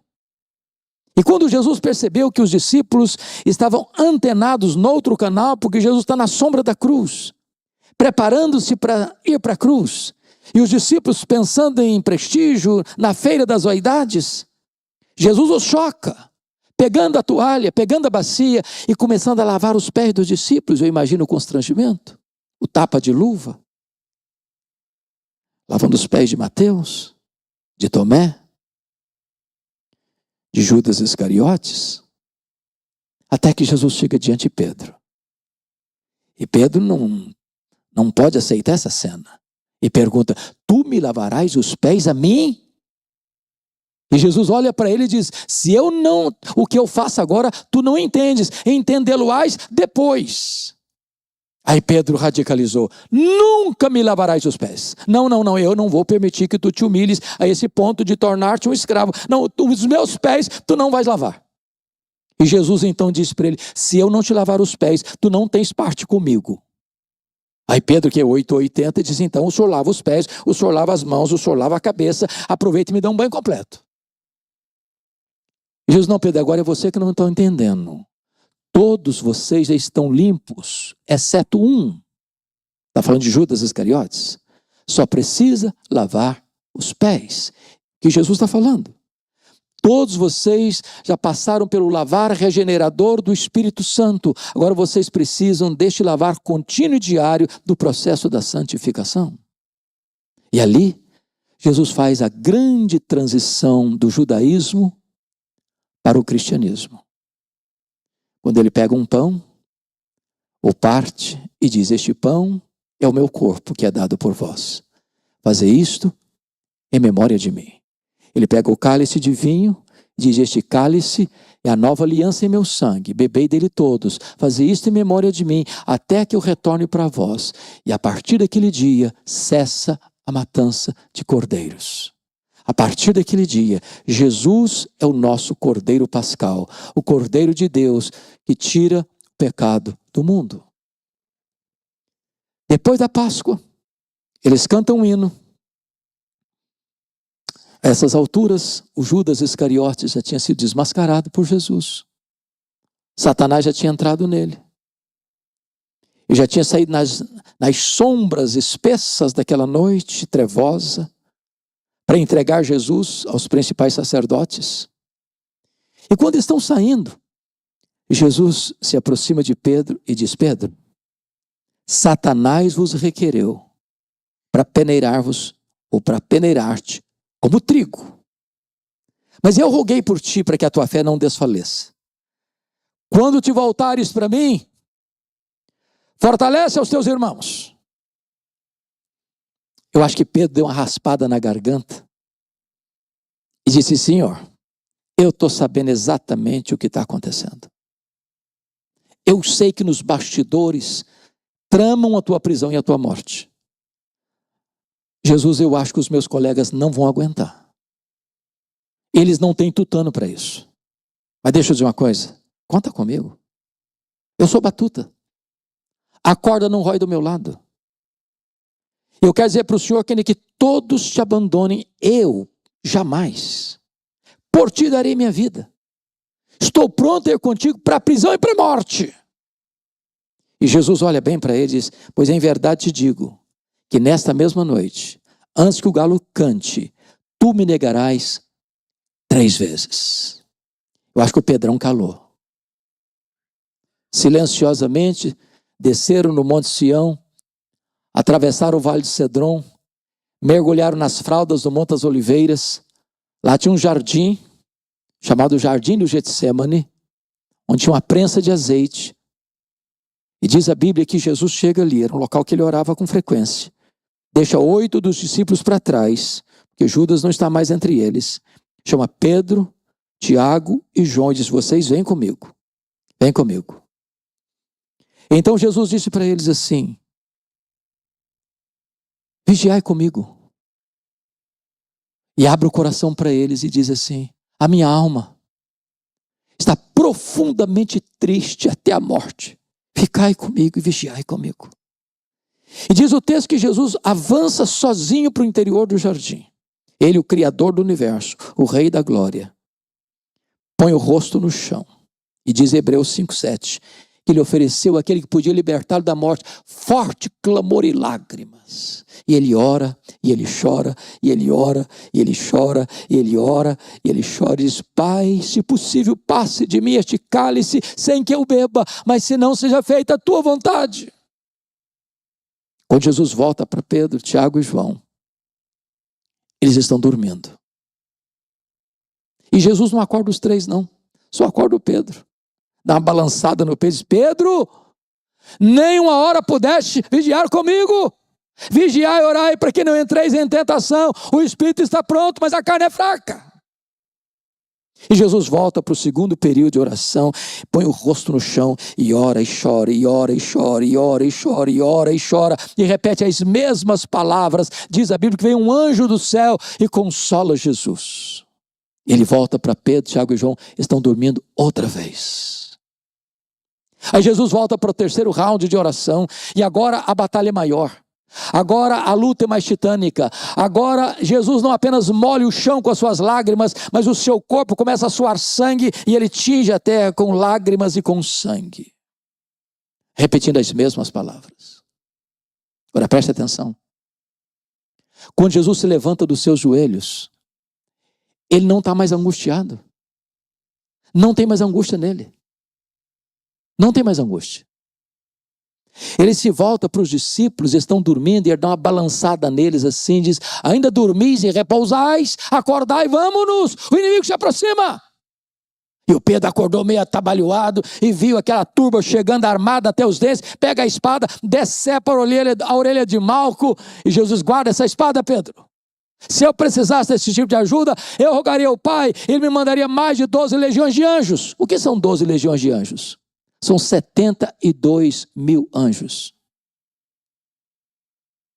Quando a turba chega, armada até os dentes, liderada por Judas Iscariotes, de noite, Jesus pergunta: a quem buscais? Ele não está se escondendo, ele está se apresentando. A Jesus o Nazareno, pois sou eu. E caíram por terra. Naquela noite, prenderam Jesus. Não porque Jesus sucumbiu ao poder de Roma. Não porque Jesus sucumbiu à soldadesca do Sinédrio. Diz Lucas que ele foi preso porque aquela era a hora das trevas. Para aquele momento, ele tinha vindo. E quando prenderam Jesus, covardemente os discípulos fugiram, se dispersaram. O valentão Pedro não consegue cumprir a sua promessa. Passa a seguir Jesus de longe. E ele consegue, na companhia de João, possivelmente, aparentado com o sumo sacerdote, entrar lá no pátio da casa do sumo sacerdote, onde Jesus estava lá. O sinédrio tinha sido convocado à revelia da lei, contratado testemunhas falsas para acusarem Jesus, e Jesus está sendo cuspido, e Jesus está sendo esbordoado lá no sinédrio. E Pedro consegue entrar. Fica lá no pátio, tem uma fogueira, a noite está fria, e Pedro fica esquentando lá um pouquinho. Quando passa uma criada do sumo sacerdote, olha bem para ele, no lusco-fusco da noite, e diz: tu também estavas com ele, o Galileu. E Pedro responde: eu não sei o que dizes, diante de todo mundo. Aqui não está bom mais, ele vai lá para o alpendre. Tenta se esconder lá. Passa outra criada, dá uma olhada bem para ele, olha de novo e diz para as pessoas ao redor: aquele lá também é discípulo dele, o Nazareno. Diz a Bíblia que o Pedro agora não nega apenas: eu juro que eu não sei o que diz, eu juro que eu não conheço esse homem. Daqui a pouquinho, as pessoas que estavam ali ao redor, talvez alguns daqueles que foram lá prender Jesus, olham bem para Pedro, que não consegue ficar calado nem nessas horas, e diz: o teu modo Galileu, esse sotaque nortista seu, é indisfarçável, você é discípulo dele mesmo. E agora diz a Bíblia que ele não apenas nega, ele não apenas jura, ele fala impropérios, ele blasfema, ele fala palavrão, ele diz: eu não sei o que diz, eu não conheço esse homem. E nessa hora o galo cantou. Quando o galo cantou, Jesus cravou o olhar nele Ele desatou a chorar. E ele saiu dali chorando amargamente, naquela noite trevosa, chutando pedras no meio daqueles olivais. E foi para casa, talvez alagando o seu leito com as suas lágrimas. Naquela noite Jesus foi cuspido, esbordoado, acusado de blasfêmia contra Deus e conspiração contra César, e Pedro não estava lá. Quando sexta-feira o dia amanheceu, o Sinédrio se reúne às pressas para enviar Jesus ao governador romano Pôncio Pilatos, e Pedro não estava lá. Ali no pretório romano, Jesus foi humilhado, vilipendiado, espancado, e Pedro não estava lá. Jesus foi condenado à pena de morte, morte de cruz, e Pedro não estava lá para ajudar Jesus a carregar a cruz. Foi preciso que um outro Simão o Cirineu, ajudasse Jesus a levar a cruz. 9 horas da manhã, Jesus foi crucificado. Somente João estava presente na crucificação de Jesus, dos apóstolos. Pedro estava acovardado com medo. 3 horas da tarde, Jesus morre. Pedro não estava lá, sequer para dar um sepultamento digno a Jesus. Então, Jesus é sepultado. Não consta nem que João estivesse lá. Apenas as mulheres da Galileia estavam lá, vendo onde e como Jesus foi sepultado. Sábado, o silêncio da morte. Pedro e seus colegas estão trancados com medo dos judeus. Domingo de manhã, não são os apóstolos, são as mulheres da Galileia que vão ao túmulo levar aromas. E quando chegam, a surpresa, a pedra está rolada. Elas olham, o túmulo está aberto. Elas entram, o túmulo está vazio. Elas saem, um anjo pergunta para elas: mas o que vocês vieram fazer aqui? Procurar entre os mortos aquele que está vivo? Ele não está mais aqui não, ele ressuscitou. E tem um recado aqui. Ide dizei aos seus discípulos e a Pedro que ele irá diante de vós para Galileia. Lá o vereis como ele vos disse. Oh, mas por que o nome do Pedro? Ele era um discípulo. Por que o destaque do nome dele? É porque Jesus sabia que Pedro não se sentia mais discípulo. Pedro, Petros, fragmento de pedra, mentira, apenas pó e nada mais. Pedro desistiu de Jesus, mas Jesus não desistiu de Pedro. Eu quero dizer para você que apesar dos seus fracassos, deslizes e quedas, Jesus não desiste de você. Agora imagine comigo, pastor Ederson, essa caminhada de Pedro com seus colegas para Galileia. De Jerusalém a Galileia são 153 quilômetros. Eu imagino que cada passada que Pedro dava era uma fisgada na alma, era uma martelada na consciência, e eu acho que ele foi caminhando e pensando assim: quando Jesus se encontrar comigo, ele vai me quebrar todinho, ele vai me arrebentar. Ele vai dizer para mim que eu sou um fracasso, que eu sou um covarde, e eu sou mesmo.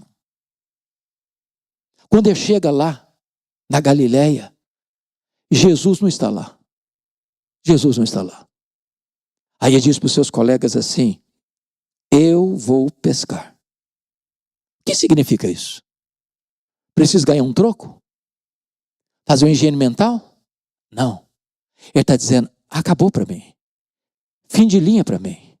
Eu vou voltar para o passado. Eu vou voltar para as redes. Eu vou voltar para a pescaria. Não tem mais futuro para mim. Não tem mais sonhos para mim. Não tem mais projeto para mim. Acabou. Acabou. Agora preste atenção. Temos que orar mais pelos líderes. Sabe por quê? Liderança é influência. Um líder nunca é neutro. Ou ele é uma bênção, ou ele é uma maldição. Porque Pedro era um líder. Os outros disseram: nós também vamos contigo. Só que naquela noite eles não pegaram nenhuma piaba. A noite inteira, nada. E eles estão voltando na madrugada com as redes vazias e com o coração empapuçado de frustração. E tem alguém lá na praia, andando, está de noite ainda, está escuro ainda, a luz do dia não chegou ainda, e essa pessoa está lá na praia, e eles estão a 100 metros da praia. E aquele que está lá na praia, olha para eles lá no barco e diz: covardes! Foi assim? Foi assim? Não. Filhos! Filhos! Para um bando de covardes, de medrosos. Tem nessa palavra mais de uma tonelada de graça. Filhos! É assim que ele trata você, é assim que ele trata a mim, diante dos nossos fracassos, das nossas mazelas, das nossas quedas, ele nos trata como filhos. Tens aí alguma coisa de comer? Não! Lançai a rede à direita do barco e achareis. Aquele a quem servimos nesta noite domina os céus, domina a terra, domina o mar. Aquele a quem servimos nesta noite empurrou um cardume de peixes selecionados para o lado direito do barco, e quando ele lança a rede, meus amados irmãos, começa a pular aqueles peixes enormes na rede, e o João, que é mais sensitivo, disse: ô Pedro, é ele, ele chegou, Pedro, é ele mesmo, ele está aqui, Pedro. E diz a Bíblia que quando Pedro percebeu isso, ele largou para lá o barco, ele largou para lá as redes, ele largou para lá os peixes, nadou 100 metros, eu acho que com o coração acelerado, pensando: agora ele vai me quebrar todinho, ele vai me arrebentar todo, ele vai me dizer que eu sou um covarde. Quando ele chega, ele toma um susto, porque ele encontra na praia uma fogueira. Uma fogueira. Só tem 2 lugares na Bíblia, no Novo Testamento, onde aparece a palavra fogueira. Foi onde Pedro negou Jesus, e onde Pedro foi restaurado por Jesus. Jesus plantou aquela fogueira ali, para recordar a Pedro a cena da sua queda, reconstituir o crime da sua covardia. E Jesus está botando aquela fogueira ali para dizer: ô Pedro, na mesma geografia que você caiu, eu vou levantar você. Na mesma geografia que você me negou, você vai ter oportunidade de me confessar. Na mesma geografia que você foi um fracasso, eu vou fazer de você uma bênção para o mundo. Pedro, sabe por que eu botei essa fogueira aqui? Para dizer para você que a minha graça é maior do que o seu pecado. Depois que Jesus alimentou os discípulos, ele se volta para Pedro e faz uma pergunta muito particular: Simão, filho de João, tu me amas mais do que estes outros? Uai, Jesus, eu não estou te entendendo. Por que deveria eu amar-te mais do que os outros? Não basta me amar-te igual aos outros? Por que Jesus fez essa pergunta? Porque lá atrás o Pedro havia dito: ainda que todos te abandonem, eu jamais. Sabe o que ele está dizendo? Senhor, eu sou mais leal do que os outros. Eu sou mais crente do que os outros. Eu sou mais forte do que os outros. Eu sou mais leal do que os outros. O que Jesus está perguntando para ele é o seguinte: ô Pedro, você ainda pensa a mesma coisa a seu respeito? Você acha mesmo que você é melhor que os outros? Você acha mesmo que você é mais leal do que os outros? Você acha mesmo que você me ama mais que os outros, Pedro? Pedro respondeu: Senhor, tu sabes que eu te amo. Então Pedro, apacenta os meus cordeiros. Aí Jesus pergunta a segunda vez: Simão, filho de João, tu me amas? Agora não pergunta se ama mais, só pergunta se ama. Pedro respondeu: sim, Senhor, tu sabes que eu te amo, então pastoreia as minhas ovelhas. Aí Jesus pergunta a terceira vez: Simão, filho de João, tu me amas? E ele ficou triste a terceira vez.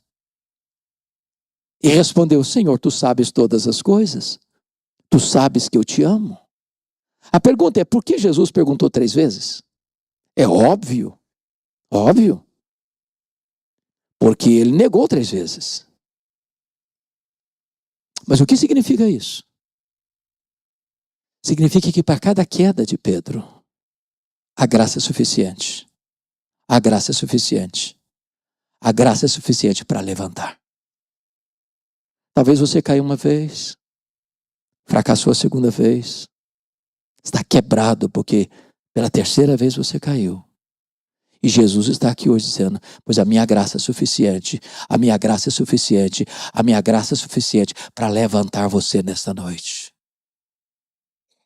Agora notem, há uma riqueza nesse texto que na língua portuguesa é impossível traduzir.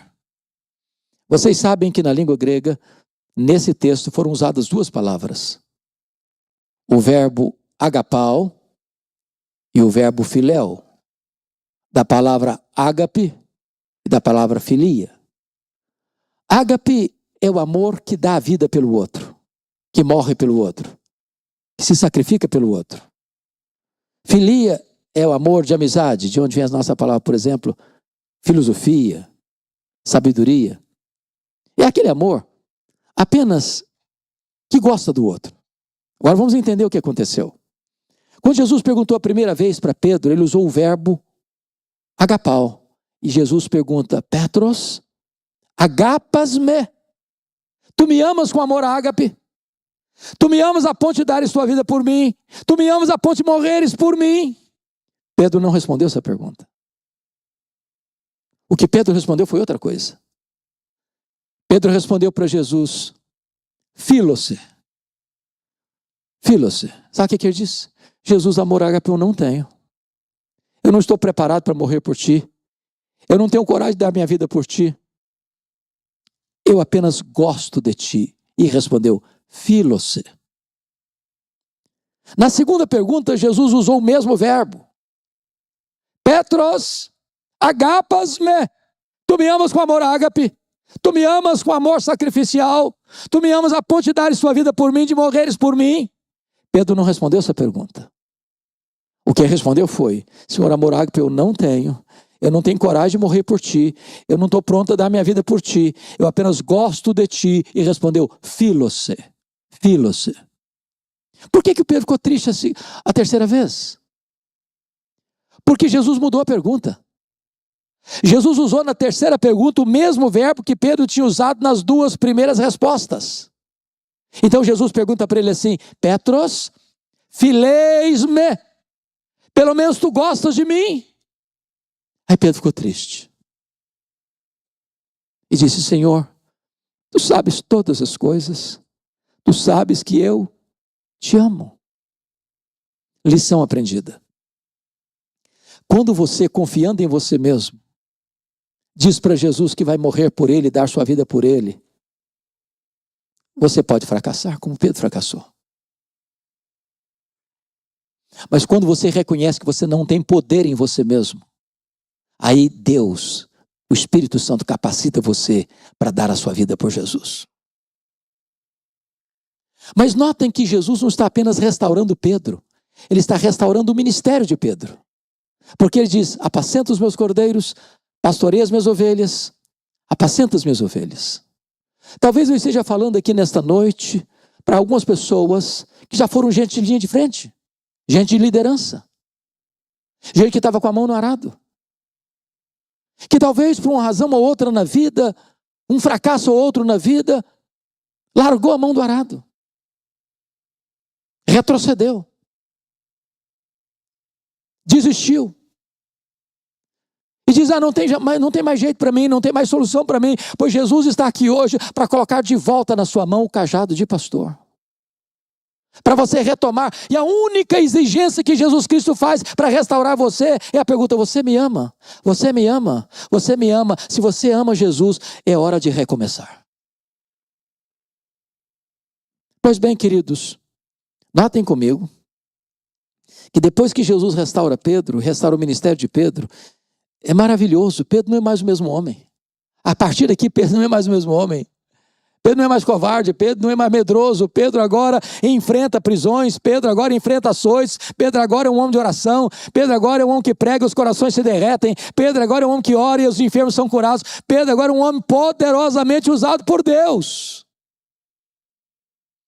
E diz o versículo de número 19, confira comigo, versículo 18, que Jesus então se dirige a Pedro assim, em verdade te digo, que quando eras mais moço, tu te cingias a ti mesmo, e andavas por onde querias. Quando, porém, fores velho, estenderás as mãos, e outro te cingirá, e te levará para onde não queres. O que Jesus está querendo dizer com isso? Jesus está dizendo assim para Pedro, Pedro, você se lembra naquele dia que você prometeu que daria sua vida por mim? Que morreria por mim? Pois é, Pedro, esse dia vai chegar. Não é agora, não. É quando você ficar velho. Eles vão pregar você numa cruz. Eles vão cingir você. Eles vão crucificar você. E o verso 19 diz assim: Jesus disse isto para significar com que gênero de morte Pedro havia de glorificar a Deus. Jesus está dizendo para Pedro que na velhice ele vai morrer crucificado, mas com esse gênero de morte Pedro vai glorificar a Deus. E só depois de avisá-lo é que Jesus diz assim, depois de assim falar, acrescentou-lhe, segue-me. Não é segue-me para o sucesso, não é segue-me para a riqueza, não é segue-me para os aplausos do mundo, é segue-me para a cruz, para a morte. Agora preste atenção comigo. Se não fosse a graça de Deus na vida de Pedro, eu acho que ele sairia daqui, pastor Ederson, para uma clínica psiquiátrica. Você já pensou o que um cara chega em casa, ele era casado, e a esposa vai recebê-lo à porta com um abraço e vem na cabeça dele, quando você ficar velho, você vai morrer crucificado. Ele está tomando uma refeição deliciosa, e vem na cabeça dele assim, quando você ficar velho, você não vai aposentar não, você não vai morar numa casa de praia não, você não vai morar numa montanha não, você vai ser crucificado. Está viajando, fazendo a obra de Deus. E vem na cabeça dele, quando você ficar velho, você vai morrer crucificado. A pergunta é, a velhice chegou. Está na hora da profecia se cumprir. Como é que ele reagiu? Vejamos então, e eu termino aqui. Segunda carta de Pedro, capítulo 1. Confira comigo. Versículos 14 e 15. Olha como é que foi a reação dele. Versículo 14, ele diz assim, certo de que estou prestes a deixar o meu tabernáculo, como efetivamente nosso Senhor Jesus Cristo me revelou. Essa expressão certo de que estou prestes é a mesma de Paulo, o tempo da minha partida é chegado. Tem o mesmo significado. Deixar o meu tabernáculo, o que ele está falando? Deixar o tabernáculo significa morrer. Morrer. Quando esse tabernáculo se desfizer, temos uma casa permanente no céu. Como efetivamente nosso Senhor Jesus Cristo me revelou. Ou seja, ele entendeu a profecia lá atrás. Está dizendo, a minha morte e a natureza da minha morte foi profetizada por Jesus. Foi revelada por Jesus. Como é que ele está sentindo? Desesperado? Deprimido? Com medo? Tentando fugir? Vejamos o versículo 15. Mas, de minha parte, esforçar-me-ei. De que maneira? Diligentemente. Por fazer que a todo tempo, mesmo depois da minha partida, ou seja, mesmo depois da minha morte, conserveis lembrança de tudo. Sabe o que ele está dizendo, trocando em miúdos?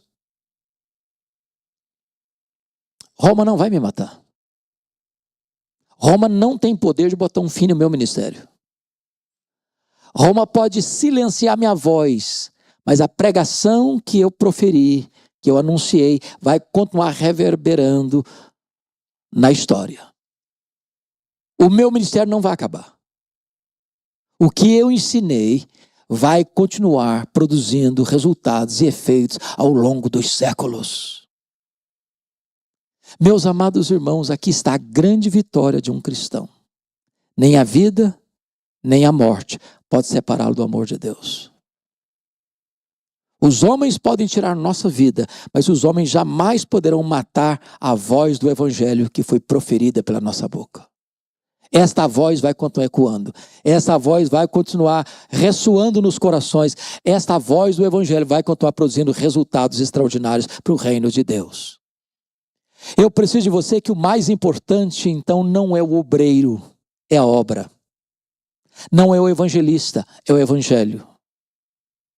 Não é, meus amados irmãos, o pregador, é a pregação. Deus sepulta os seus obreiros E a sua obra continua. Vitoriosamente. Vitoriosamente. É claro que o cristianismo, irmãos, requer de nós postura, decisão e coragem. É por isso que a Bíblia diz que os covardes, os tímidos, não entrarão no reino de Deus. Não dá para ficar em cima do muro. É preciso se posicionar. E entender uma coisa: se vivemos, para o Senhor vivemos. Se morremos, para o Senhor morremos. Quer pois vivamos, quer pois morramos, nós somos do Senhor. Que esta igreja continue engajada e comprometida com este evangelho. Que muitos, se Jesus não voltar antes, sejam levantados. E que esta obra continue por gerações e gerações, para a glória do Cordeiro, daquele que nos amou e deu a sua vida por nós. Vamos ficar em pé e vamos orar.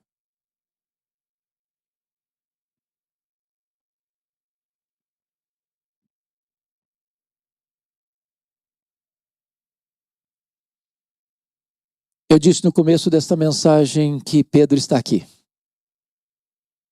Que Pedro mora debaixo da nossa pele. Que o sangue de Pedro corre em nossas veias. Que o coração de Pedro bate em nosso peito. Eu não sou diferente, Pedro. Você também não é. Pedro teve os seus deslizes, suas fraquezas, mas ele foi restaurado pela graça. E o Deus de toda a restauração está aqui nesta noite.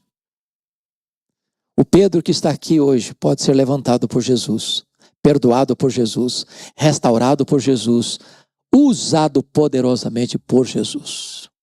Você é Pedro? Essa mensagem encontrou o endereço certo? Coloque a sua vida nas mãos deste Deus Todo-Poderoso e volte para casa hoje, restaurado pelo Senhor. Para a glória de Deus. Receba o nosso tributo de gratidão, Deus, pela tua palavra, que é viva, poderosa e eficaz. Receba a nossa gratidão por esta igreja, que por anos tem anunciado o Evangelho, com fidelidade e zelo. Receba a nossa gratidão pela vida do pastor Ederson, por toda a liderança que o acompanha no pastoreio deste rebanho. E receba a nossa gratidão por todas as pessoas que compõem esta igreja. Receba a nossa gratidão pelos irmãos e amigos que visitam esta igreja nesta noite. Tu nos conheces como ninguém pode nos conhecer. Tu sabes as áreas da nossa vida que nesta noite precisa de um toque da tua mão, de um toque da tua restauração. Tu és o Deus que tem prazer na misericórdia. Tu és rico em perdoar. Que nesta noite os corações se dobrem, se rendam a ti e saiam daqui restauradas por ti, para o louvor da tua glória. Em nome de Jesus. Amém.